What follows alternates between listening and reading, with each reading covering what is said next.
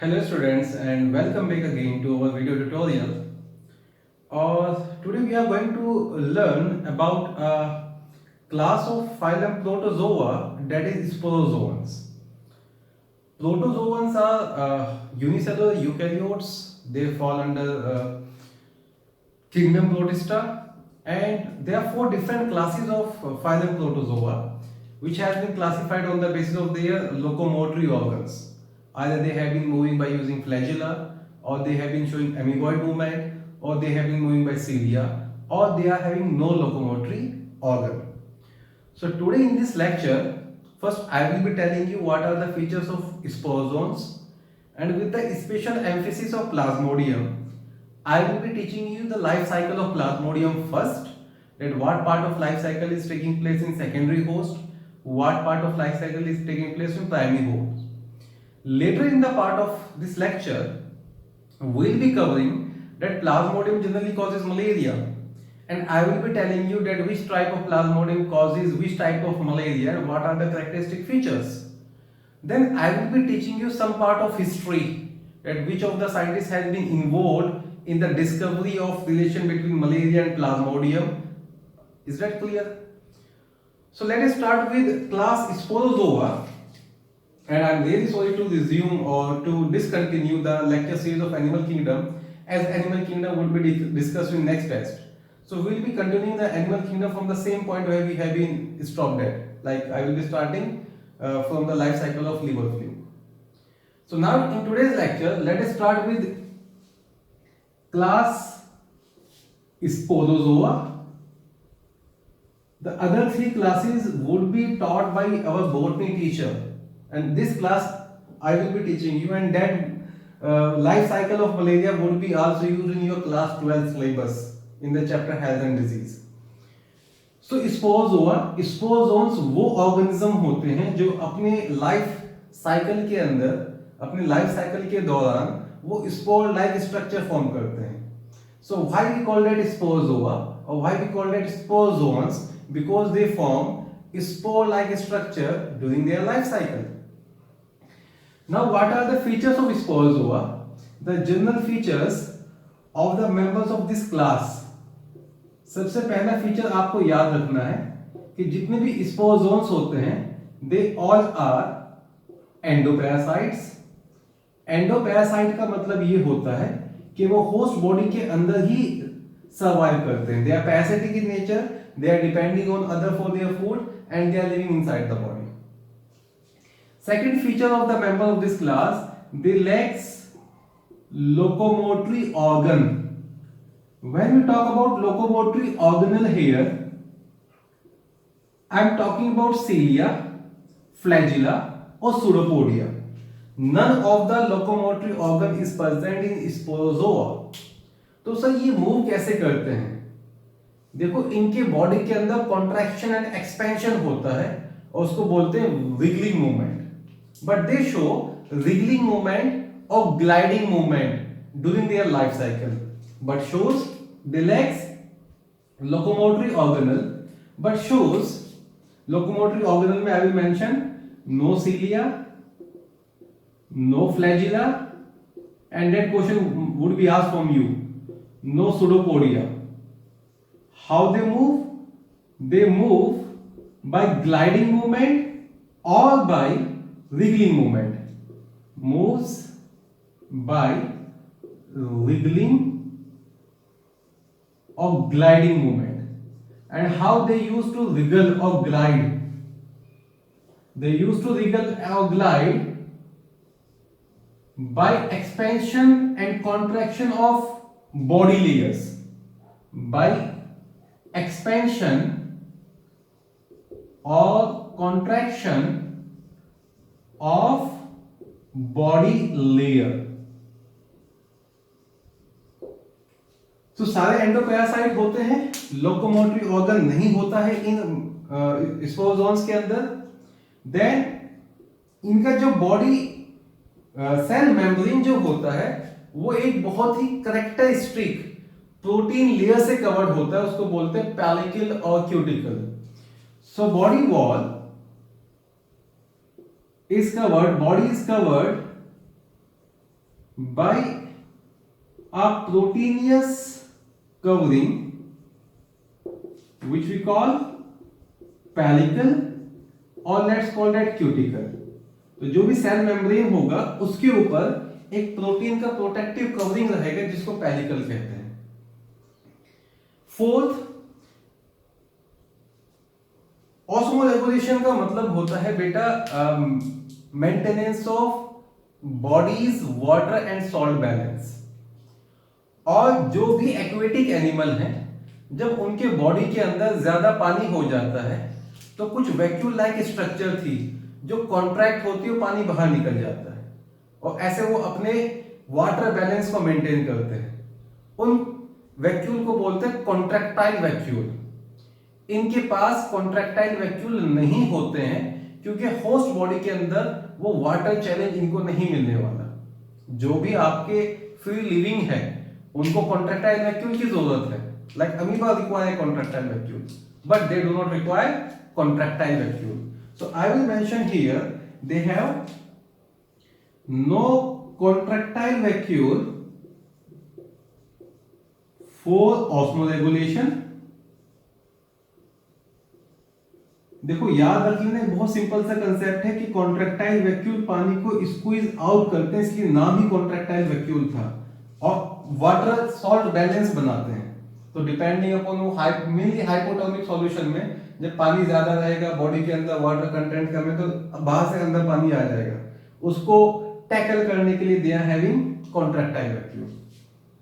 तो एंडोपैरासाइट होते हैं, लोकोमोटरी ऑर्गन नहीं होता है, लोकोमोशन विगलिंग या ग्लाइडिंग से करेंगे। बॉडी के ऊपर पेलिकल या क्यूटिकल का प्रोटीन कवरिंग होता है, कॉन्ट्रैक्टाइल वैक्यूल नहीं होते हैं। देन न्यूट्रिशन के बारे में इनके याद रखेंगे, इनका जो न्यूट्रिशन होता है that is completely parasitic in nature. So nutrition is parasitic. और पैरासिटिक में भी कौन सा होता है, एक पैरासिटिक न्यूट्रिशन होता है जिसमें जो होस्ट का डाइजेस्टेड या सेमी डाइजेस्टेड फूड है वो बॉडी वॉल से एब्जॉर्ब कर लिया जाता है, तो उसको बोलते हैं absorptive type. That is absorptive type. इनके अंदर जो फैगोसाइटोटिक होती है, फैगोट्रॉफी होती है, वो बहुत ही रेयर होती है। तो आई विल मेंशन हियर फैगोट्रॉफी। फैगोट्रॉफी का मतलब ये होता है, देखो एक मतलब होता है इंगल्फमेंट ऑफ फॉरेन पार्टिकल। तो जब किसी फॉरेन पार्टिकल को इंगल्फ कर लिया जाता है उसको that is kind of parasitic as well, उसको बोलते हैं फैगोसाइटोसिस। और ट्रॉफ जो वर्ड है वो नरिशमेंट से आया है, तो जब नरिशमेंट फैगोसाइटोसिस करके किया जा रहा है तो उसको फैगोट्रॉफी कहते हैं। जब नरिशमेंट सिंपली डिफ्यूजन से हो जाए तो उसको फैगोट्रॉफी ना कहकर absorptive parasitic mode of nutrition कहेंगे। तो इनके अंदर phagotrophy is very rare. So endoparasitic, no organelle, locomotory organelle, no contractile vacuole, body covered by proteinaceous pellicle and nutrition is parasitic. ठीक है बेटा।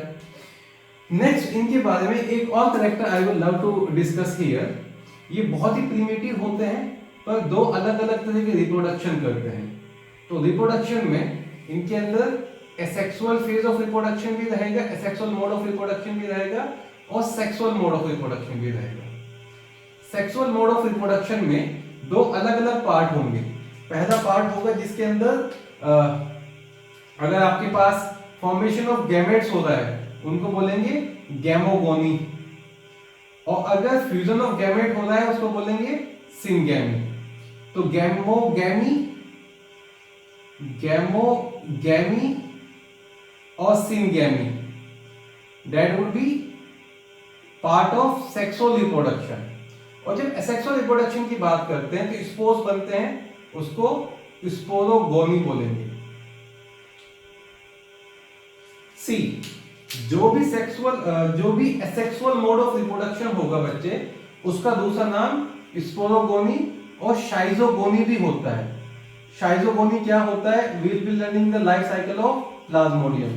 और you better just remember they are known as sporogony. Special type of sporogony, schizogony क्या होगा I will be telling you later on. तो sexual और asexual दोनों ही तरह के मोड ऑफ रिप्रोडक्शन को शो करते हैं। देन जो मेंबर है, members could be they could be monogenetic, जिनके पास सिंगल होस्ट होता है, और दे कुड बी डाइजेनेटिक। डाई का मतलब दो, तो वो दो अलग अलग होस्ट में अपना लाइफ साइकिल पूरा करते हैं। मोनोजेनेटिक को लाइफ साइकिल पूरा करने के लिए सिर्फ एक होस्ट चाहिए। फॉर एग्जाम्पल, अगर मोनोसिस्टिस की बात करें, जिसका होस्ट होता है अर्थवॉर्म, वो मोनोजेनेटिक होता है। Monocystis is, it's a Monocystis, it's a sporozoan which is monogenetic. Then Aymira,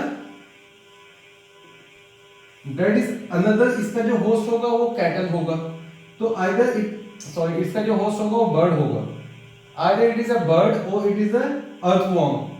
single host है तो we call that monogenetic. और अगर प्लाज्मोडियम की बात करें, Plasmodium would be having two different hosts, one would be insect, second would be human, तो वो क्या हो जाएगा बच्चे, डाइजेनेटिक। तो रिप्रोडक्शन में सेक्सुअल एसेक्सुअल दोनों रिप्रोडक्शन होते हैं। लाइफ साइकिल मोनोजेनेटिक भी हो सकता है और डाइजेनेटिक भी हो सकता है। ये तो हो गया general characteristic features of sporozoans. अब हम शुरू करने वाले हैं, we are going to discuss about Plasmodium. और प्लाज्मोडियम का मैं हिस्ट्री बाद में आपको पढ़ाऊंगा। I will be starting from life cycle. तो first we are going to cover the life cycle of Plasmodium, then we are going to cover about malaria, which plasmodium causes which malaria, and later on I will be talking about the history. Right? We all have heard about malaria. It's a very common disease, or in earlier time it was believed there is something bad in the air. तो malaria जो word है, that mal means bad, that area माने in that area there is some bad air, we call that malaria, पर हम अभी उसको discuss नहीं करेंगे। Right now I am going to start with the discussion of plasmodium, right? तो first example, one by one तीन चार example sporozoan की डिस्कस करते चले जाएंगे। तीन एग्जांपल तो हमने यही पढ़ लिए, प्लाज्मोडियम पढ़ लिया, मोनोसिस्टिस पढ़ लिया और अमायरा पढ़ लिया। एक बेबीसिया भी पढ़ाया जाएगा आपको, तो वो क्या क्या कॉज करते हैं I will be telling you later on. So let us start with Plasmodium. See जो प्लाज्मोडियम होता है, that is an obligatory, देखो एक वर्ड होता है obligation, you are obliged to complete this lecture today। तो मैं आपको कोई ऑप्शन नहीं दे रहा हूं, मैं आपको कह रहा हूं कि आपको ये लेक्चर आज पूरा करना ही करना है। तो जो चीज होनी ही होनी है उसको हम ऑब्लिगेटरी कह देते हैं। तो ये हमेशा जब भी ये प्लाज्मोडियम कहीं अकर करेगा, it would be present inside a host. आपको ऐसा नहीं मिल सकता प्लाज्मोडियम का कोई भी लाइफ साइकिल का पार्ट फ्री फ्रॉम होस्ट घूम रहा है, ठीक है, कि हवा के अंदर ना वो मलेरिया वाला पैरासाइट घूम रहा है, no. So they are always obligatory endoparasite. तो Plasmodium is a obligatory endoparasite. जो प्लाज्मोडियम होता है उसका that is a digenetic obligatory endoparasite. So better to mention here, it is digenetic obligatory endoparasite. Then जब दो अलग अलग होस्ट की बात करेंगे, जो भी डाइजेनेटिक होते हैं उसमें एक होता है प्राइमरी होस्ट और एक होता है सेकेंडरी होस्ट। जनरली हम जब होस्ट का क्लासिफिकेशन करते हैं, हार्ड एंड फास्ट रूल नहीं है, पर हम कह देते हैं जिनके अंदर सेक्सुअल मोड ऑफ रिप्रोडक्शन हो रहा है वो प्राइमरी होस्ट है, और जिनके अंदर सेक्सुअल मोड ऑफ रिप्रोडक्शन हो रहा है वो सेकेंडरी होस्ट है। ये जनरल कंसेप्ट है चीजों को याद रखने का। पर इसकी केस में I will be telling you कि दोनों ही होस्ट के अंदर सेक्सुअल रिप्रोडक्शन भी होगा, असेक्सुअल रिप्रोडक्शन भी होगा। अगर आप गैमेटोजेनेसिस को पार्ट ऑफ सेक्सुअल रिप्रोडक्शन मानते हैं तो गैमेट फॉर्मेशन तो ह्यूमन के अंदर ही शुरू हो जाता है, और fertilisation is a part of sexual reproduction. Fertilisation female mosquito के अंदर होता है। तो अभी जस्ट मेक थिंग सिंपलर, जो प्राइमरी होस्ट होता है that is female mosquito, and which female mosquito, Anopheles. So primary host is female Anopheles mosquito and secondary host is human. Secondary host को intermediate host भी कहते हैं। All primary host को definitive host भी कहते हैं, डेफिनेटिव होस्ट। ये तो हो गया बायोलॉजिकल होस्टिंग की बारे में। जब क्लिनिकल होस्टिंग की बात करते हैं बेटा, तो जो बीमार होता है वो प्राइमरी होस्ट, और लाइफ साइकिल का जो दूसरा भी होस्ट होगा, तीसरा होस्ट होगा, वो सेकेंडरी टर्शियरी होस्ट। तो जब क्लिनिकल होस्टिंग की बात करेंगे तो बीमारी किसको होगी? Answer would be human. तो clinically human would be primary host, जो आपको याद नहीं रखना है, कहीं ना किताबों में पढ़ लो, तो आई am just telling you this one. आपको याद रखना है बायोलॉजिकल, तो बायोलॉजिकली ह्यूमन इज सेकेंडरी और intermediate host, and female Anopheles mosquito is primary और डेफिनेटिव होस्ट। ये बायोलॉजिकली है। और जब क्लिनिकली बात करेंगे तो that would be primary, that would be secondary, just for your knowledge, don't mention it in your notes. Alright, यहां पर मैं ये भी मेंशन कर दूं, ह्यूमन के अंदर जो एसेक्सुअल मोड ऑफ रिप्रोडक्शन होगा, एसेक्सुअल मोड ऑफ रिप्रोडक्शन, उस मोड ऑफ रिप्रोडक्शन, उस एसेक्सुअल साइकिल के लिए यूज करते हैं शाइजोगोनी। शाइजोगोनी जो ह्यूमन के अंदर होता है, पहली चीज। तो ह्यूमन के अंदर majorly sexual mode of reproduction होगा। Second, I will love to mention here, जिसमें क्वेश्चन सबसे ज्यादा पूछे जाते हैं, gametocytes, they also develop, gametocytes stand for male and female gamete, they also develops in human RBC, also develops, और gametocyte develops in human RBC. ये आगे चल के लाइफ साइकिल में मैं सारी चीज कवर करने वाला हूं, ये तो बस ब्रॉड नॉलेज के लिए है। फिर इस होस्ट के अंदर क्या होगा मैं ये बता दूं, इट इज द वन जिसके अंदर fertilisation would be taking place inside the stomach of female mosquito first, and then also some part of asexual reproduction take place here, which we call sporogony. तो asexual reproduction जो mail के अंदर होगा उसको शाइजोगोनी कहेंगे, और asexual reproduction जो female के अंदर होगा उसको स्पोरोगोनी कहेंगे। गैमेट प्रोडक्शन के लिए क्या वर्ड यूज किया था अभी? गैमो, यस, गैमी। सो गैमोगैमी कहां पर होगा? इन ह्यूमन आरबीसी। और फ्यूजन ऑफ गैमेट्स के लिए क्या वर्ड यूज किया था? सिनगैमी। वो कहां पर होगा? In the stomach of mosquito. ये पढ़ते चले जाएंगे, don't worry, I am just about to start life cycle. तो डायजेनेटिक ऑब्लिगेटरी एंडोपैरासाइट होता है, और होस्ट कुछ ऐसे करके होंगे। ठीक है बेटा। Next I will love to mention about the, see there are so many types of plasmodium which has been believed to infect different living organism. Even in the later part of chapter I will be telling you that even rats, they also get suffer from plasmodium, right? Even dogs also get suffer from plasmodium. So 4 common species which has been infecting human, 4 common species, 4 species of plasmodium which has been infecting human. The first one is plasmodium vivax, जिसका life cycle हम लोग पढ़ने वाले हैं।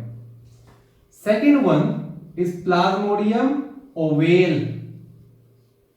Third one is Plasmodium malariae. And last but not the least and most dangerous, the most dangerous, most highest death rate is in the case of Plasmodium falciparum. So which is the most deadly form of Plasmodium? Answer should be Plasmodium falciparum. The most commonest one would be Plasmodium vivax, and we are going to discuss about them later on after completing the life cycle. So let us start the life cycle of Plasmodium. I will be teaching you life cycle in order to make things very simple for you, and in order to avoid all the complication.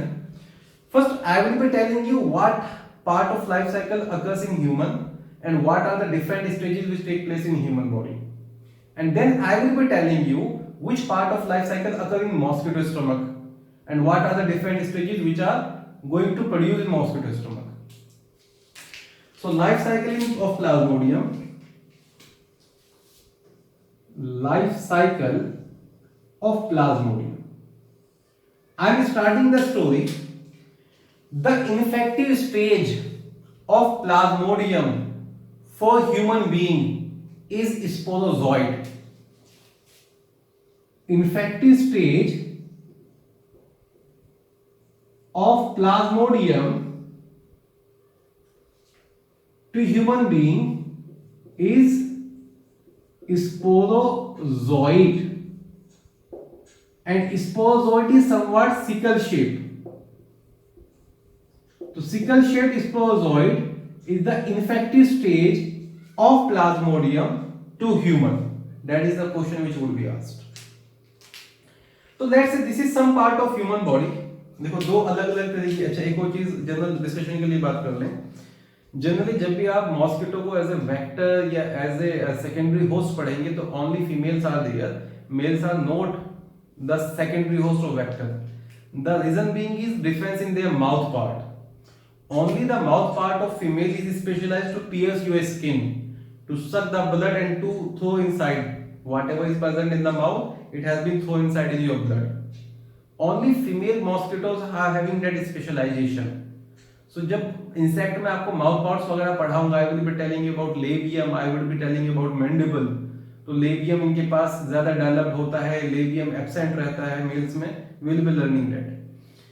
So males are generally not feeding on blood, they are feeding on plant cell or just nectar. जो चीज वो कर सकते हैं वही करेंगे बस. पहली चीज. दूसरी चीज, आप जब क्वेश्चंस वगैरह करोगे तो आप पढ़ोगे फ्रेशली माउंटेड फीमेल एनोफिलिस. तो फ्रेशली माउंटेड का मतलब ये होता है जैसे ह्यूमंस में तुम पढ़ते हो कि भाई उनको अभी तक प्यूबर्टी अटेन नहीं हुआ है. तो ऐसा कोई भी जो अब तक प्यूबर्टी, अब आई will be telling you puberty attain कैसे होता है इसमें. तो एक सिंपली मैं वर्ड यूज कर लूंगा कि नॉन प्रेग्नेंट जितने भी होंगे उनको फ्रेशली माउंटेड कहते हैं. तो अभी मुझे कोई फीमेल एनोफिलिस आती है, वो फ्रेशली माउंटेड और बाइट कर जाती है, तो उसको जरूरत थी ब्लड की, वो ब्लड लेके चली गई. उसके अंदर ऐसा कुछ भी नहीं था जो वो मुझे इंजेक्ट कर सके, तो फ्रेशली माउंटेड था. और फ्रेशली माउंटेड से कभी इन्फेक्शन नहीं होता है.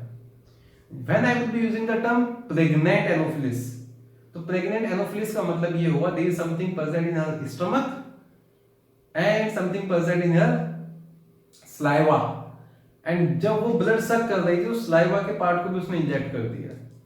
तो remember the infection sporozoid is only and only injected by pregnant female anopheles, not the freshly mounted.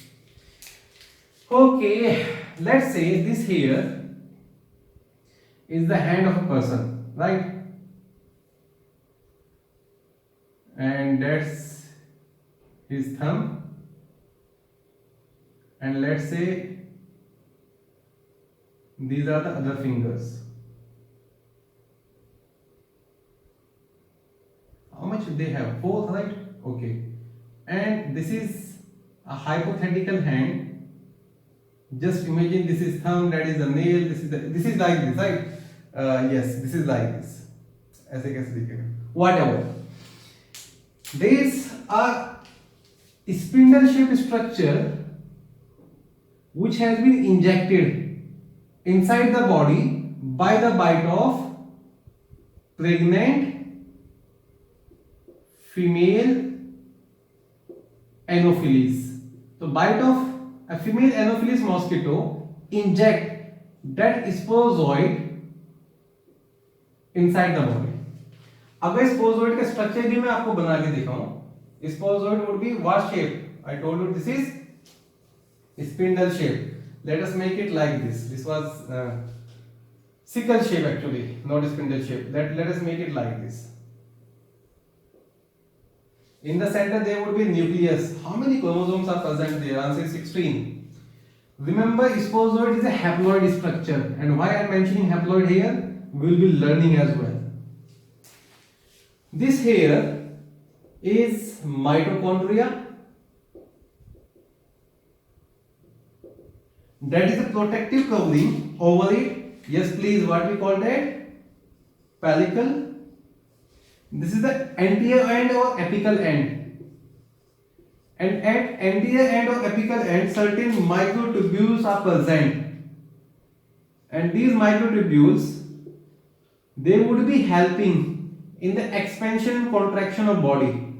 So microtubules at the apical end, they help in that wriggling movement or gliding movement. And these are certain combined organelles which are present like this, let's say.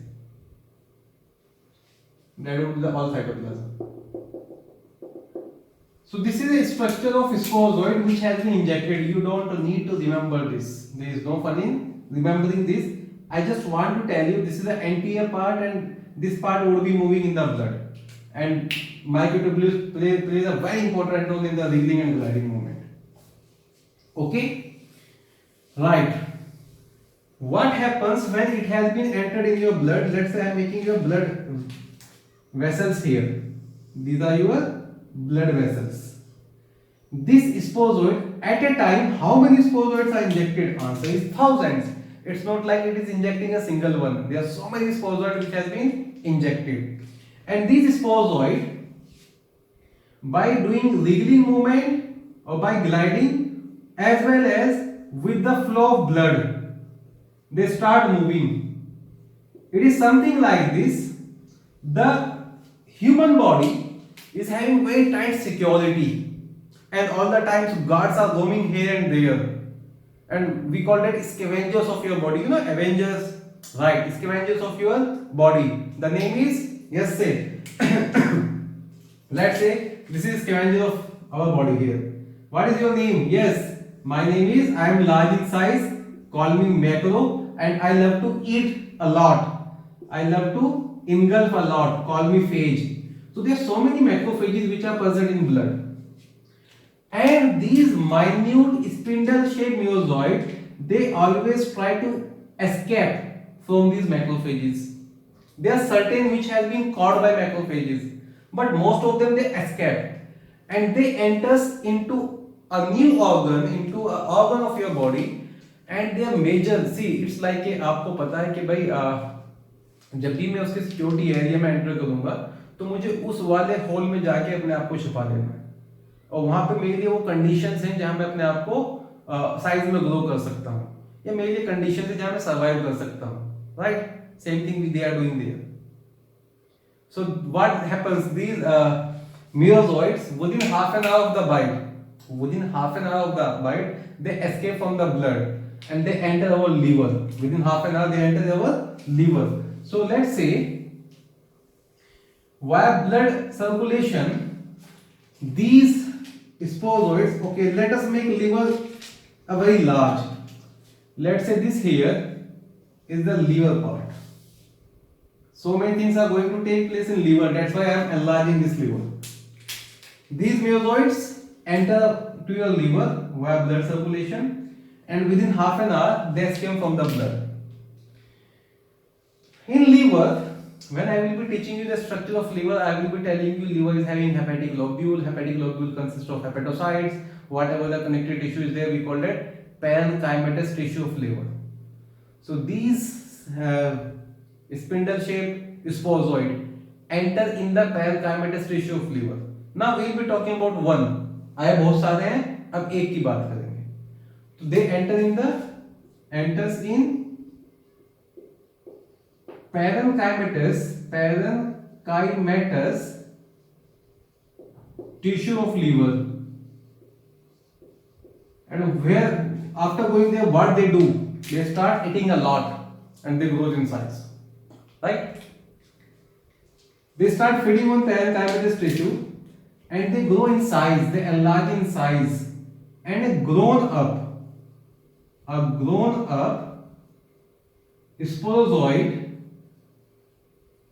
is known as, let's say this is the grown up sporozoid. What we should call it?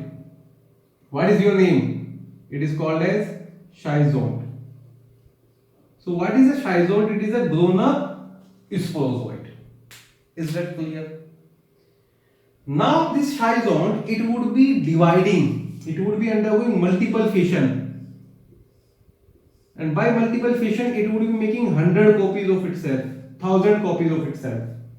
So there are so many new daughter cells which are formed here inside the liver cell, and they are formed by the multiple fission of what? They are formed by multiple fission of Schizone. Multiple fission of Schizone. And if you are really learning, I told you a term. What is the term for asexual reproduction in human? We call that schizogony. Is that clear? And this is the condition they are developing themselves to enter in the RBC. We call that condition as pre-erythrocytic schizogony. So what is pre-erythrocytic schizogony? Pre-erythrocytic schizogony is that schizone divide by multiple fission and make new daughter cell. What is the name of these new daughter cell? The name is merozoid. What we call them? Merozoid. These new daughter cells are hidden inside the liver tissue. They are very immune to the drugs. अगर ऐसा हुआ कि junior sir को ना आज किसी mosquito ने bite किया, अब उनको ये लग रहा है कि यार I am in a place जहाँ बहुत सारे मलेरिया के पेशेंट हैं और हो सकता है ये फीमेल मॉस्किटो थी, तो क्यों ना मैं कोई एंटी मलेरिया ड्रग पहले ही ले लूं ताकि ये ना सर्वाइव कर पाए। अप टू दिस स्टेज देखो, हाफ एन आवर में तो वो एस्केप हो गया था। Up to this stage it is immune to all the medicine and it is hidden inside the cell. क्योंकि हिडन है तो वर्ड यूज करते क्रिप्ट और cryptozoite. This body form is hidden inside the living cell. Let's call that merozoid or let's call that cryptozoid. तो what is happening to you? हम बात करते हैं इनकी। ये जो है that boy or girl, whatever you say, that is very very careless और इनको बाइट किया day 1 एक प्रेग्नेंट फीमेल एनोफिलिस ने और स्पोजोइड एंटर कर दिया। अब इनके लीवर के अंदर ये सब चीजें चल रही हैं। जितना समझ में आया व्हाट इज क्रिप्टोजोइड और merozoite? It is the first generation daughter cell of sporozoite. ठीक है बेटा, एनी क्वेश्चन और डाउट? नो। अब ये जो मेरोजोइड बने हैं they would move to liver sinusoids. They would move to liver sinusoids. Liver के अंदर जितने भी ओपन स्पेसेस हैं उसमें मूव करना शुरू कर देंगे। And they infect new liver cell. They go and infect new liver cell और उनके अंदर जाके फिर से ये ग्रो अप करेंगे, फिर से बढ़ना शुरू हो जाते हैं और बढ़ना शुरू होंगे तो ये फिर से डिवाइड करेंगे। तो बढ़ के जब ये बड़े हो जाएंगे तो क्या वर्ड यूज होगा यहाँ पर? A fully grown up daughter cell, what we call that? शाइजोन। Let's say this is fully grown up daughter cell, what we call that? शाइजोन। और ये शाइजोन फिर से डिवाइड करके क्या बनाएगा? खूब सारे daughter cell. This is second generation here, this was the first generation, these are the second generation. Second generation sporozoite is having a different name. Second generation sporozoid is known as metacryptozoid. What do you call that? The second generation, they are known as metacryptozoid. Is that clear? Right. Now, what these metacryptozoid are doing? They would divide. This metacryptozoid, they would be dividing again. Let us enlarge this lever.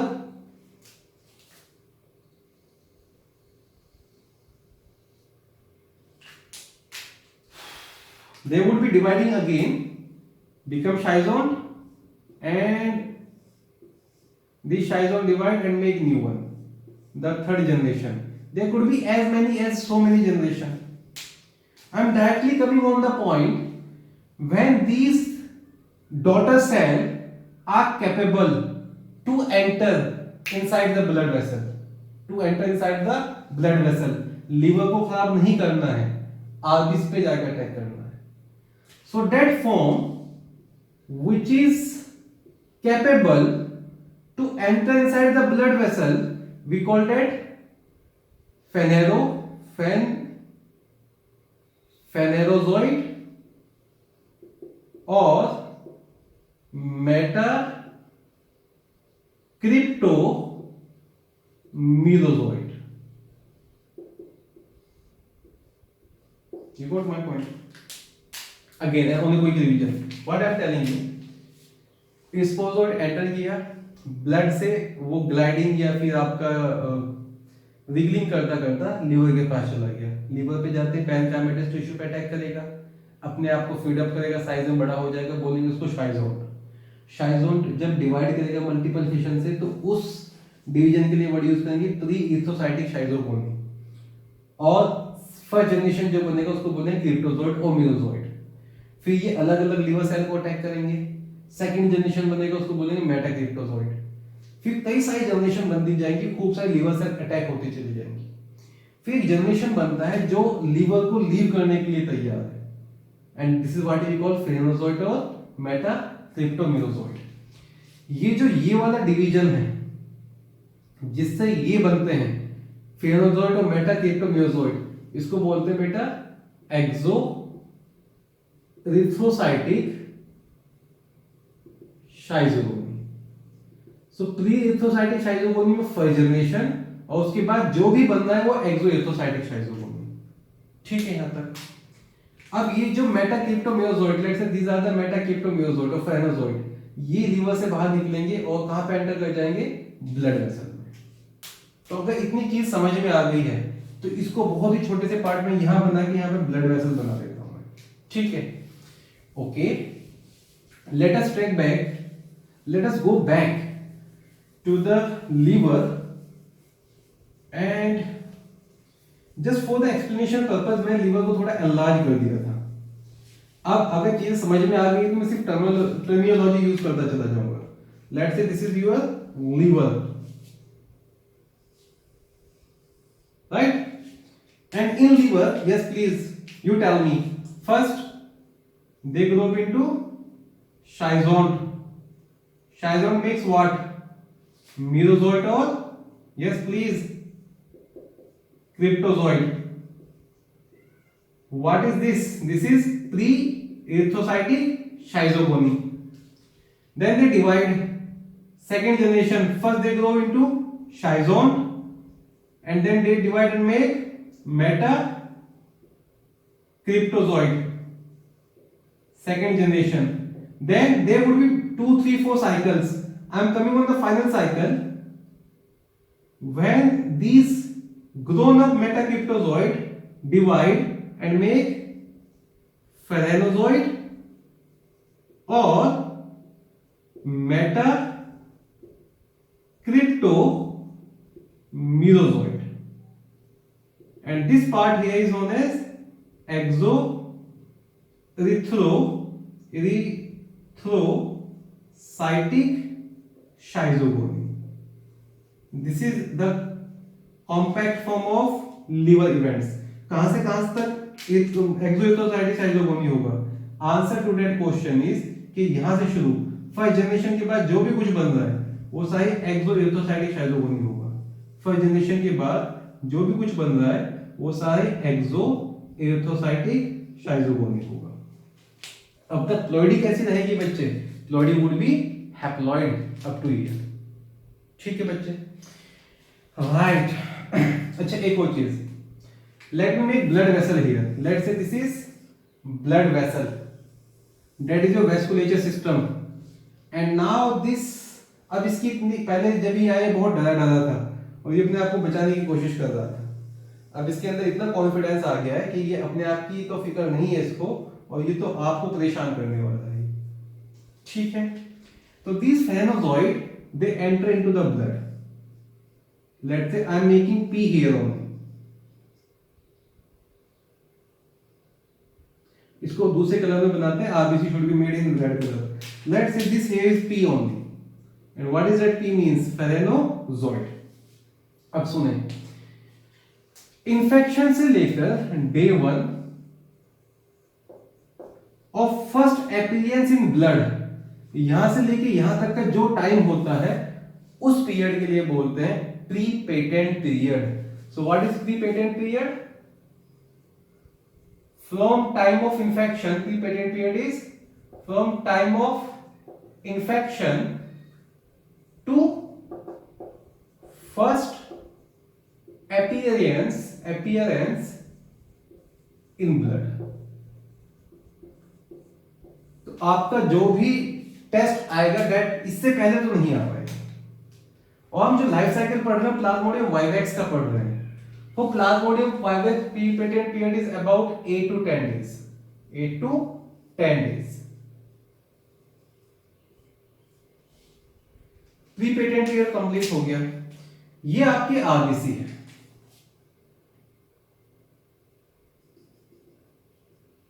फेनोजोइड आके आपकी RBC के अंदर enter कर जाएगा, तो let's से the condition become like this. एक बड़ी सी आरबीसी बना लेते हैं। Let's say this is your RBC here, और इसके अंदर क्या आया? फेनोजोइड। फेनोजोइड कौन सी फॉर्म है स्पोरोजोइड की? ये प्लाज्मोडियम की अलग अलग लाइफ स्टेजेस है बेटा। फेनोजोइड कौन सी फॉर्म है स्पोरोजोइड की? वो फॉर्म जो ब्लड के अंदर आ जाती है। Let's call it P here.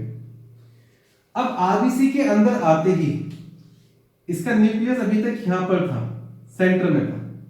जैसे आरबीसी के अंदर आता है, आरबीसी को फीड करना शुरू करता है और इसके अंदर एक वैक्यूल बन जाता है। आरबीसी के अंदर आते ही इसके अंदर एक वैक्यूल डेवलप हो जाएगा, और ये वैक्यूल नॉन कॉन्ट्रैक्टाइल है, ये भी याद रखेंगे। उस वैक्यूल के डेवलप होने की वजह से इसका जो न्यूक्लियस था, जो कभी सेंट्रल हुआ करता था, वो कहां शिफ्ट हो गया? It has been shifted to periphery. इस स्टेज को बोलते हैं सिग्नेट रिंग स्टेज। तो आरबीसी के अंदर आगे सबसे पहले कौन सी स्टेज आई? Signet ring stage. किसकी? मियोजोइड की। मियोजोइड क्या है ये कौन सा मियोजोइड है? मेटाकेप्टोमियोजोइड। ठीक है बच्चे। नेक्स्ट इसी के अंदर इवेंट होगा, there would be certain changes during feeding. और जो ये थोड़ा सा पहले स्पिंडल शेप था, पहले ये कैसा था? Spindle shape. Let us make it like this. It was very much like this. Sorry मैंने क्या डिलीट कर दिया। This is vacuole here, this is live class में और ऑफलाइन क्लास में ये बड़ा फर्क होता है। And this is what? This is merozoite shape here. And how we should make it? We should make it somewhat spindle shape like this. Is that clear? Now this spindle shape, it would transform little bit amoeboid or rounded shape. Vacuole in the center here, and this here is nucleus. What we call that stage? RBC को थोड़ा और बड़ा कर देते हैं। This is our मर्जी, हम RBC को इतना बड़ा कर देते हैं, right? Second stage is known as, yes please, what should be the name? This is known as amoeboid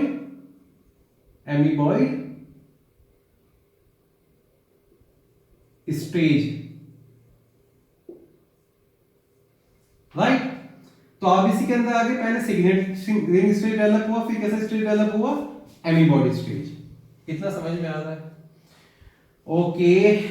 next, जो भी ये मीरोजोइड जब आरबीसी के अंदर जाके खाना शुरू कर देता है, उसके लिए वर्ड यूज करते हैं ट्रोफोजोइड। ट्रोफो वर्ड कहां से आया था? नरिशमेंट से। So this is amoeboid stage trophozoite, this is signet ring stage trophozoite. ठीक है बेटा।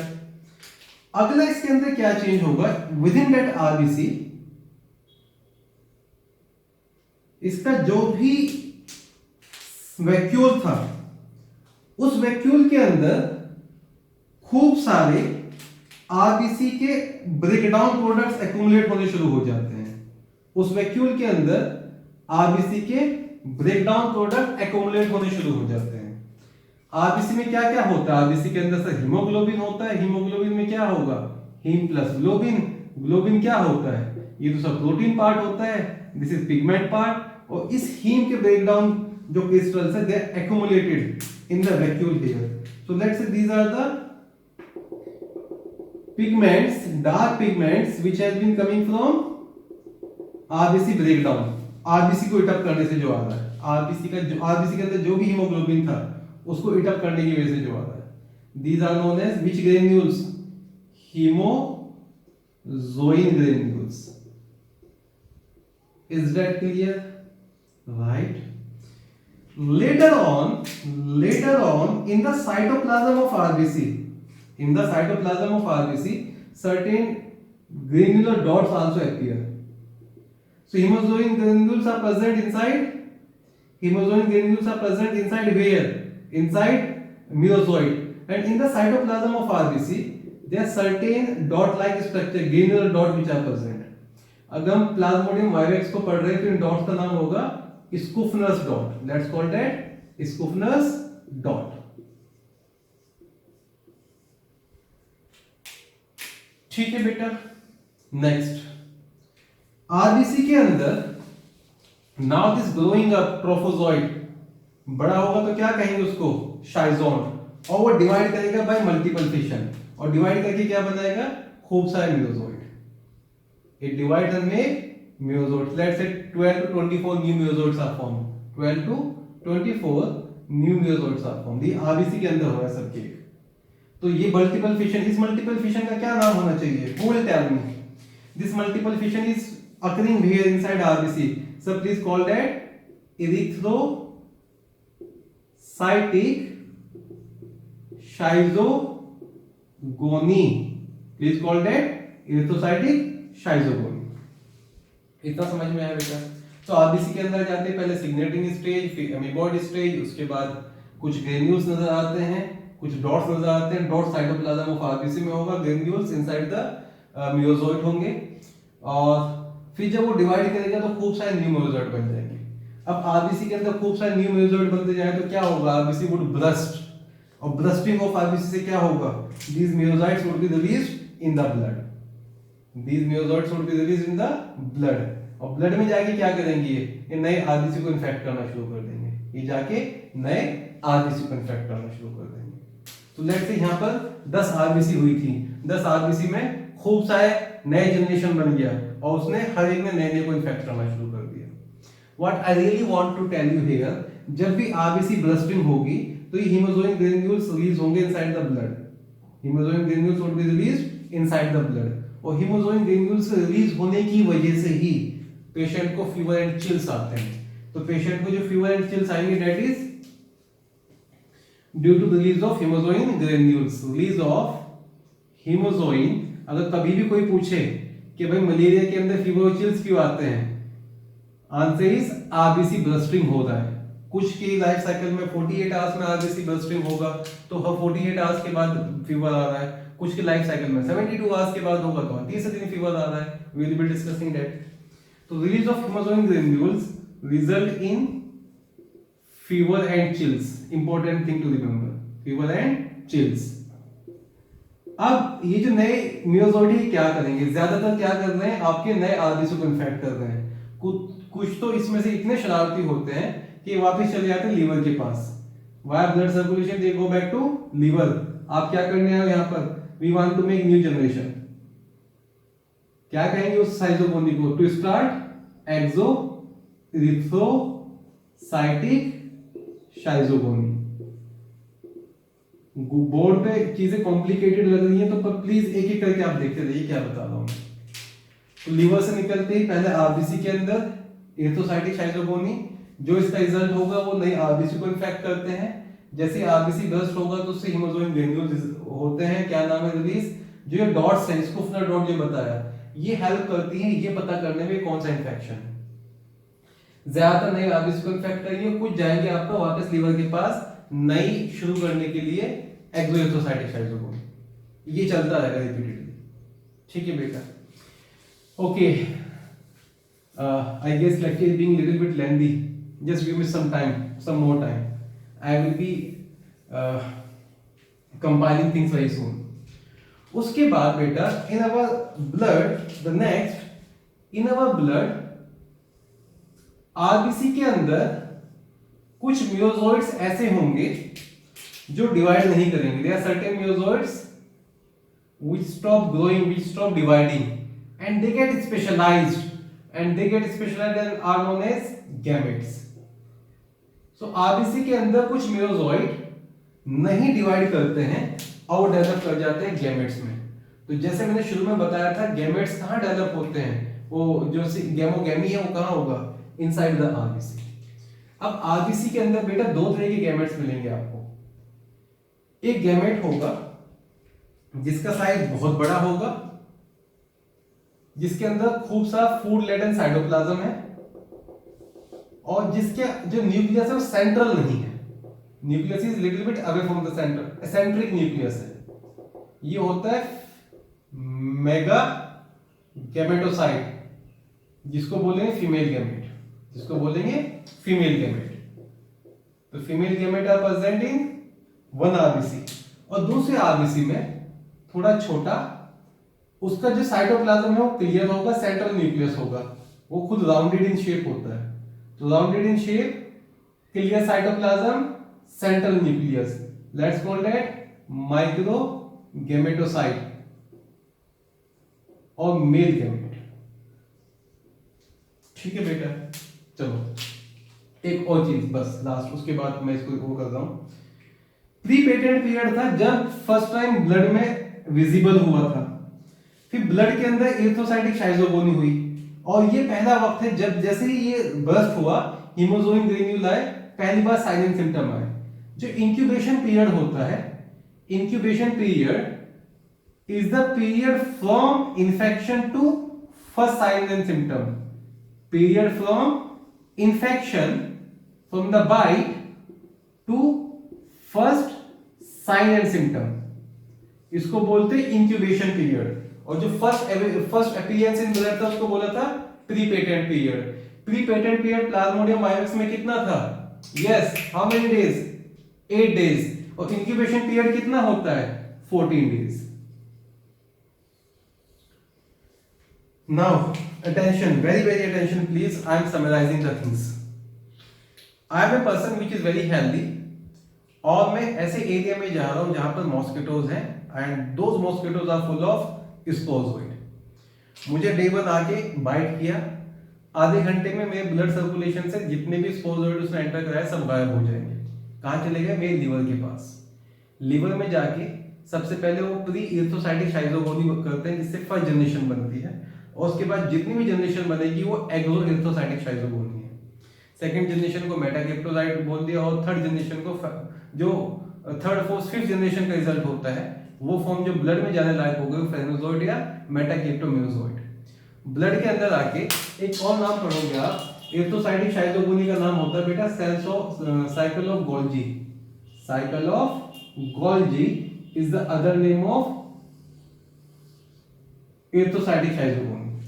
तो जैसे वो ब्लड में एंटर करता है वो साइकिल ऑफ गोल्जी शुरू हो जाता है। पहले सिग्नेट रिंग शेप आएगा, फिर अमीबॉइड शेप आएगा, इसको ट्रोफोजोइड भी कहते जाएंगे, फिर बड़ा हो जाएगा, खा के उसको शाइजोइड कह दो, चलो, या एडल्ट ट्रोफोजोइड कह दो।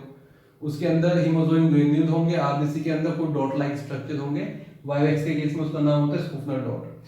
फिर वो डिवाइड करेगा, 12-24 और बनाएगा, आरबीसी बर्स्ट करेगी, जैसे ही आरबीसी बर्स्ट करेगी तो सिम्टम आ जाएंगे मुझे। इन सब टाइम में पहले सिम्टम आने में कितना वक्त लगा? 14 डेज। तो इंक्यूबेशन पीरियड 14 डेज। टेस्ट कब से आना शुरू हो सकता था? 8 डेज बाद। तो pre patent period is 8 days. फिर लेट्स से हर 48 घंटे के बाद मुझे फीवर एंड चिल्स आ रहे हैं। उसके बाद कुछ आरबीसीज के अंदर जो मियोजोइड थे उन्होंने डेवलप करना बंद कर दिया, कुछ स्पेशलाइजेशन ले लिया और वो गैमेटोसाइट बन गए। राइट, हैप्लॉइड ही चल रहे हैं तब से। जो लार्ज होता है जिसमें खूब सारा फूल लेडर साइटोप्लाज्म होता है वो होता है आपका फीमेल गैमेटोसाइट। और जो स्मॉल इन नेचर होता है, central nuclei, circular shape, clear cytoplasm, that is male gametocyte. तो अभी मेरे ब्लड के अंदर कुछ ऐसी आरबीसीज हो गई हैं जिसमें गैमेटोसाइट्स डेवलप है। लेट्स से मुझे फ्रेशली माउंटेड आके बाइट करती है, और फ्रेशली माउंटेड जब मेरा ब्लड सक करेगी तो साथ में गैमेटोसाइट भी ले लेगी। Now she is ready to infect other as well. कुछ लाइफ साइकिल का पार्ट उसमें भी होगा। तो मेल बाइट से मेल को इंजेक्ट भी करता है, और इन्फेक्टेड मेल से वो सक आउट भी कर लेता है। ये जो गैमेटोसाइट है ये ह्यूमन बॉडी के अंदर आगे डेवलप नहीं करेंगे। इनको डेवलप, ह्यूमन बॉडी का टेम्परेचर होता है कांस्टेंट, और इनको डेवलपमेंट के लिए चाहिए एक लोअर टेम्परेचर जो इनको मॉस्किटो के अंदर नहीं मिलेगा। तो अगर मैं लेट्स से मलेरिया का पेशेंट हूं, मैं ऐसी जगह चला गया जहां मॉस्किटोज वगैरह है ही नहीं, मुझे 10-15 दिन के बाद जैसे ही ये डेवलप हुए, अब इनका लाइफ स्पैन ज्यादा बड़ा नहीं होता, 2-3 दिन का लाइफ स्पैन है। तो अगर 2-3 दिन के अंदर मुझे किसी मॉस्किटो ने बाइट नहीं किया तो ये खत्म हो जाएंगे। अब मैं कैरियर नहीं बन सकता, मैं दूसरों को मलेरिया नहीं करा सकता। You are getting my point? तो फॉर दिस लेक्चर हम ना यहीं रुक जाते हैं। This is a life cycle in humans only. Will you making other part for the life cycle of female? or I guess lecture is being a little bit lengthy.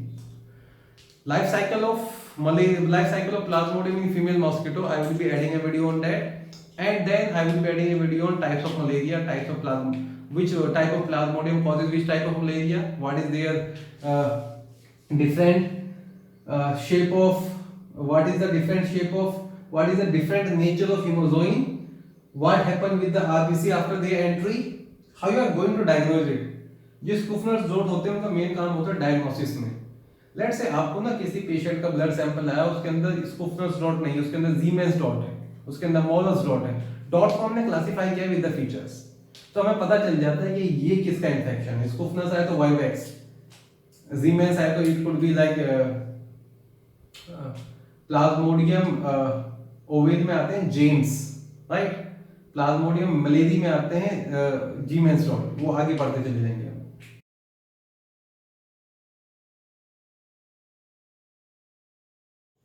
Okay, so let us now discuss what happened in the female Anopheles mosquito. So about the life cycle of Plasmodium in the female Anopheles mosquito. So let me clean all this one. So in the RBC of human, gametocytes are developed, and these gametocytes are picked up by a freshly moulted female Anopheles when she is going to bite that individual and when she is going to suck the blood. See, there is something called as nocturnal periodicity. And what is that nocturnal periodicity? That during the night time, those RBC which are having gametocytes, they come in the peripheral circulation.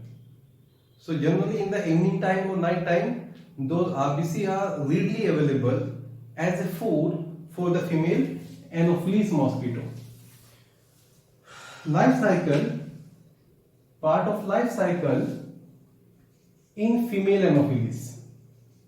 What happened in female Anopheles? Let me start here. With the blood meal diet, what female Anopheles shuck? Female Anopheles, it shuck RBC with gametocyte. So what is going to happen with these gametocyte? Let us discuss that. Let's say these are two type of RBC. There is one RBC here and other RBC here, and this RBC is having a developing Plasmodium stage, larger in size, eccentric nucleus, and a lot of food-laden cytoplasm. So that would be female gametocyte here, and this is having rounded shape, central nucleus, clear cytoplasm. That should be male gametocyte here. Female gametocyte is also known as megagametocyte, and male gametocyte is also known as microgametocyte. In the stomach, after engulfment, all the blood cell would be going in stomach, and all of the part of blood cell they are digested, and what is left behind are gametocyte. So all the RBC component are digested in the stomach of female mosquito. Remember, all the events are going to occur in stomach only. Nothing is going to occur in intestine. What are the changes which occur in male gametocyte, and what are the changes which occur in female gametocyte? Let us discuss here. This male gametocyte, it undergo exflagellation. It undergo a maturing event which we call exflagellation. And by exflagellation, it divides into a mass of 6 to 8 nuclei. So I will say this nucleus of male gametocyte would divide into a mass of 6 to 8 nuclei with the development of flagella. We call that event as exflagellation. So about 6 to 8 sperms are formed here. About 6 to 8 sperm, motile sperms are formed here. The female gamete also divide into two parts. There is one which is very large, and there is other which is small. This small part is known as polar body, and the large one is known as ovum here. So female nuclei divide into two. One would be the polar body, second would be ovum. Male nuclei divide into 6 to 8 nuclei, which develop flagella and are now known as sperms. Where these events are occurring? These events are occurring in the stomach. Next, this ovum, it would be developing a swelling here, and that swelling is known as cone of fertilization. So a cone of fertilization develops in the ovum of, this is the ovum of what? This is the ovum of Plasmodium. Fertilization develops in the ovum, and one of the sperm comes and attach like this. This fusion of sperm is known as syngamy. So where is the site of fertilization? Answer would be female stomach. And as two different type of gametes are combining together, we call that anisogamous syngamy, where different type of gametes are fused. So what I am telling you, gametocyte develop in the RBC of human. They do not develop further there. They need to be sucked by the female Anopheles or freshly mounted female Anopheles. In the stomach, all the RBC content is dissolved.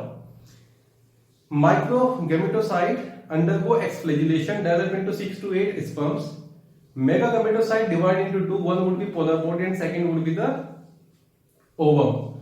Ovum develop cone of reception. To that cone of reception, the sperm go and fuse. And ultimately, by the fusion of this, what would be formed here? Ultimately, this zygote is formed here. So first, I repeat, first diploid stage in the life cycle of Plasmodium is zygote, and that is formed in the stomach of female mosquito. Now what this zygote would be doing?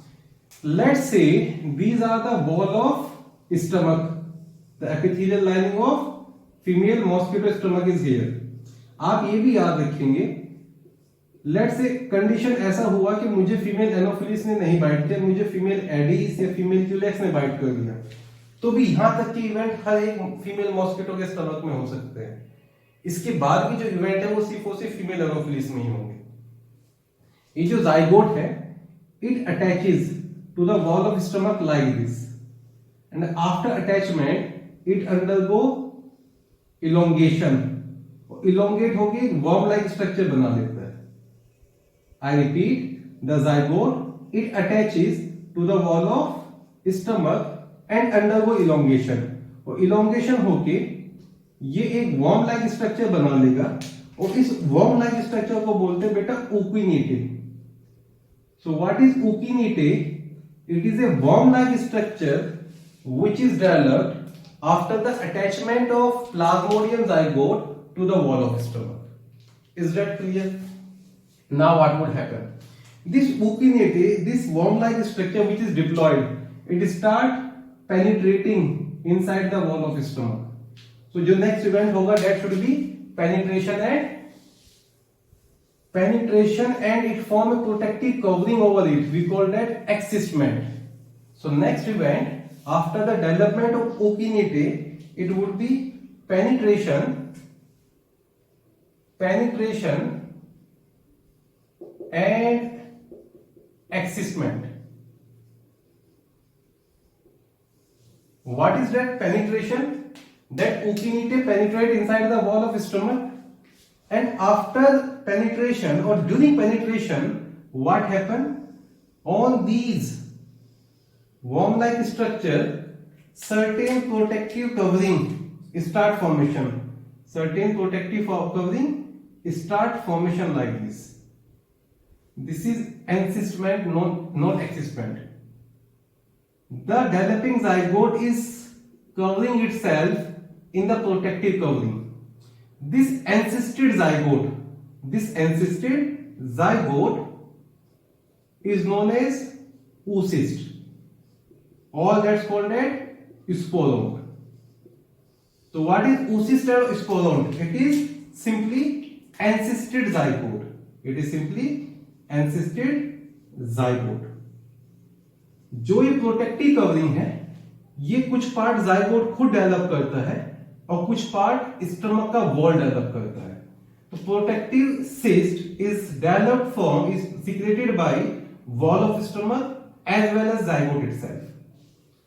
अब ये जो sporont होगा, if I draw sporont here, let's say this here was zygote, and zygote is having some protective covering, and what this structure is known as? This structure is known as oocystole. Yes please, sporone. This sporone would start division. It divide first by meiosis. By meiosis, what would be the result? There would be cells which are formed with half of the ploidy. Haploid structures were formed. Haploid spore like structure would form, and this haploid spore like structure would undergo mitosis, and this division here is again asexual mode of reproduction.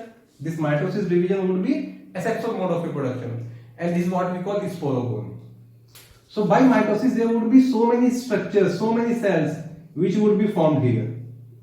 What is the ploidy? They all are haploid, and this mode of division is known as sporogony. अभी जब combine like सब चीज को एक साथ इकट्ठा करेंगे, then I will be revising things. ये जो स्पिंडल शेप स्ट्रक्चर बनी है, इन्हीं के लिए वर्ड यूज किया जाता है sporozoites. These resultant cells are known as sporozoid. ये अलग अलग पार्ट में माइग्रेट करेंगे. There certain sporozoite which migrate to salivary gland, और जो स्पोरोजोइड स्लाइवरी ग्लैंड में चले जाएंगे, now this mosquito, female mosquito, before biting she was freshly mounted. Bite करके उसने क्या किया? आरबीसी सक कर ली.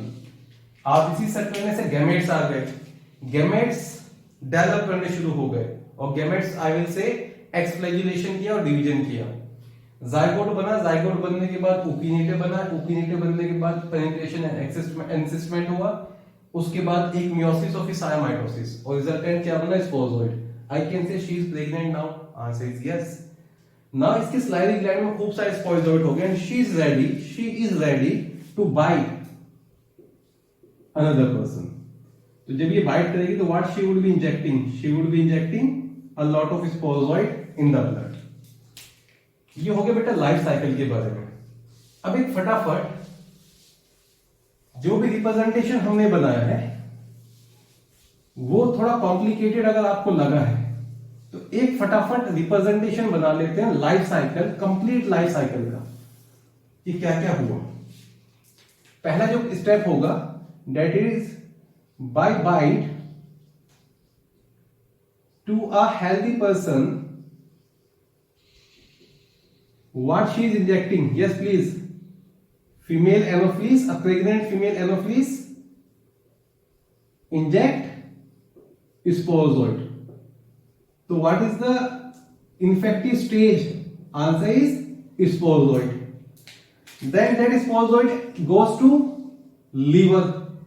And in liver, what is happening?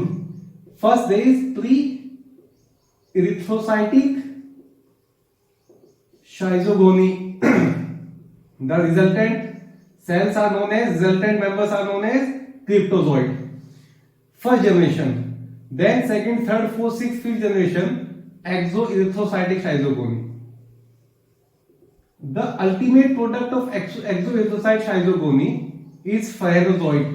And these phaerozoid enter into, yes please, blood, and this is known as pre-patent period. In blood cell, first signet ring stage, then amoeboid stage, then they start dividing hemozoin granules, and those dots should be remembered. Then erythrocytic schizogony. All these all are part of erythrocytic schizogony actually. Erythrocytic Erythrocytic schizogony. And what is the other name of erythrocytic schizogony? Cycle of Golgi. What would be result here? Either RBC burst,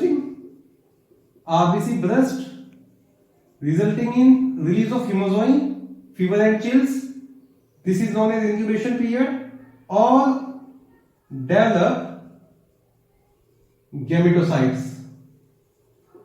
RBC burst करेंगे, मीरोजोइड अलग अलग RBC को infect करेंगे, कुछ मीरोजोइड infect ना करके gametocyte develop कर देंगे.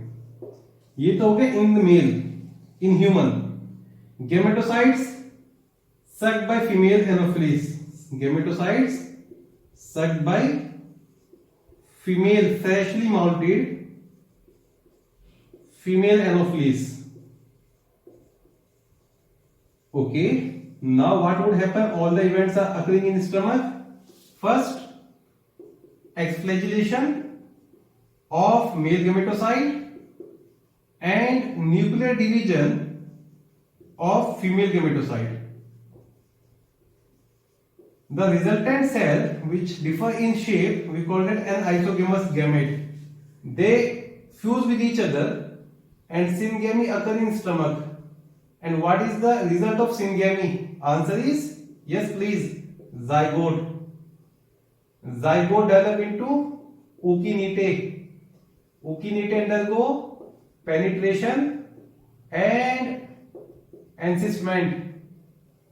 Encysted zygote is known as oocyst or sporont. This oocyst and sporont undergo one meiosis followed by mitosis. These mitotic division are sporogony.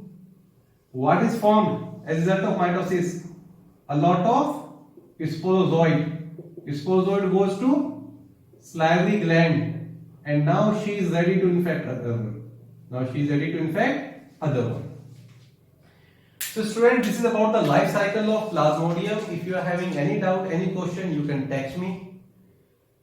In next lecture, I am going to tell about different type of Plasmodium, which malaria they cause, what is their incubation period, what is their pre-patent period, what kind of hemozoin granules and erythrocytes are observed by the sample of patient. And little bit brief history about the Plasmodium. So this is all for this lecture. It is little bit lengthy, so keep patience and enjoy the video. Thank you, students.